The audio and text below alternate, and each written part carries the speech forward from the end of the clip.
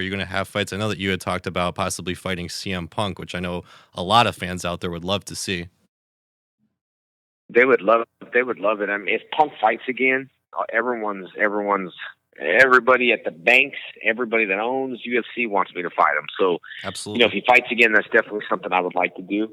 And man, I got a chance to visit, some of the WWE guys on their shows and seeing backstage. It's much like, UFC. I'm not talking about the fighting, but the energy everyone puts into the show. So one way or another, I'd love to either get involved with WWE or UFC just to please the fans. For me, I've been fighting my whole entire life. I can do it tomorrow if I want. I love it.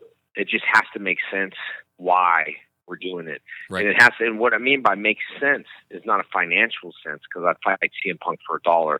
I would do, a Power Ranger movie for nothing. I'm not financially hurt. What I'm saying is if it makes sense for my fan base. Do my fans say, yes, that's what I want to see him? Yes, I like to see him in Bloodshot. Oh, I don't like that terrible he did. So I always like going back to the fans thinking, is this something they want? Because if it is, I'll do it. And it's not about money at all. And that's what I mean about making sense. For CM Punk, for him, it makes sense on a financial level, but I'm super different than most of these people out there. And that's the truth. Like, I don't care about the money. That's what I said from day one. I would fight him for $1 just to make the contract legal. And I think that installs so much confidence in me that's what scares him, is like, why does this guy want to fight me for $1? I'm going to get my butt kicked. And that's kind of what happened, to be honest. Is there any specific reason that you challenged him in particular? No, not at all. I thought the fan base was great. I never thought he would fight in the UFC. I got a deal a long time ago with me and him on an NBC show. My manager was pushing every show here at Legacy, wanted to fight Punk on Legacy, and Mick actually is the matchmaker now for UFC. So everybody wanted to see this fight, and I picked him because I like the guy. I picked him because I said, man, he's got a huge fan base, and he wants to fight. I don't want to pick a guy who doesn't want to fight and convince them he wants to fight. So I said, hey, that's perfect. Perfect. He's 38. I don't care. I'm 43. It's like, who cares? If he sits there and calls me an old man, well, you're getting old too, buddy. So, I never thought he would be in the UFC, because the UFC strives for perfection. Like, there's so many people that fight to get into the UFC. Out of like 600 UFC fighters, CM Punk is listed at like 170 top paid UFC fighter with only one fight.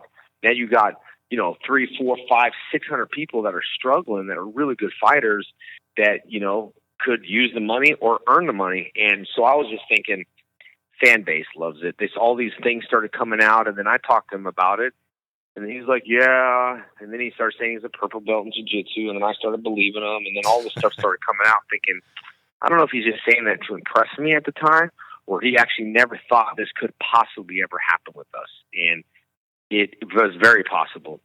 But I like the guy. I like CM Punk. I just like to show the world who is the best in the world, and that's why me and him should fight, to say who is best in the world, to own that slogan. I know WWE owns it, but I'm just saying.